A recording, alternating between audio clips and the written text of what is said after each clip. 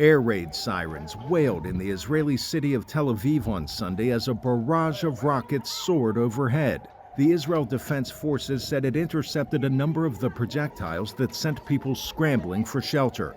The attack came just hours after aid trucks passed through the Kerem Shalom border crossing, Israel's main entry point into southern Gaza, as part of a new agreement to bypass Rafah, as Israel continues pressing its military offensive.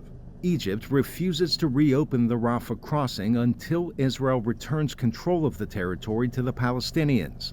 Israel launched a full-scale invasion of the Gaza Strip following the October 7th attacks by the Western-identified terror group Hamas. An estimated 1,200 people were killed in the Hamas attack. Since then, more than 35,000 mostly civilian Palestinians have died in the counterstrikes, according to the Hamas-run Gaza Health Ministry.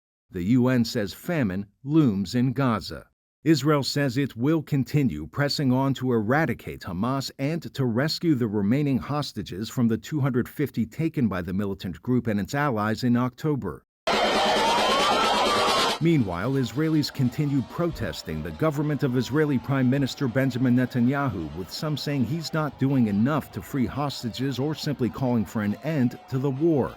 In response to the ongoing conflict, the chief prosecutor of the International Criminal Court last week said he seeks arrest warrants for top Hamas and Israeli leaders, including Netanyahu, while acknowledging Israel's right to self-defense. Those rights, however, do not absolve Israel of its obligations to comply with international humanitarian law.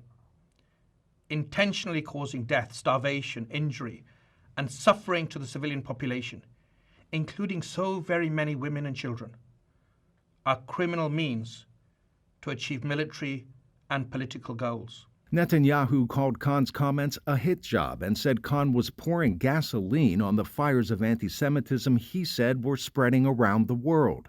This all came in the same week that leaders from Ireland, Norway, and Spain said they would recognize a Palestinian state. While a largely symbolic move, it led to a Netanyahu address in which he called it a reward for terrorism that will not bring peace and will not stop Israel from defeating Hamas. With the Israel-Hamas war now just weeks away from entering an 8th month, regional tensions continue climbing. In a video VOA cannot independently verify, the Iran-backed and Western-identified terror group Hezbollah claims to have launched a series of attacks from southern Lebanon targeting Israeli posts along the border.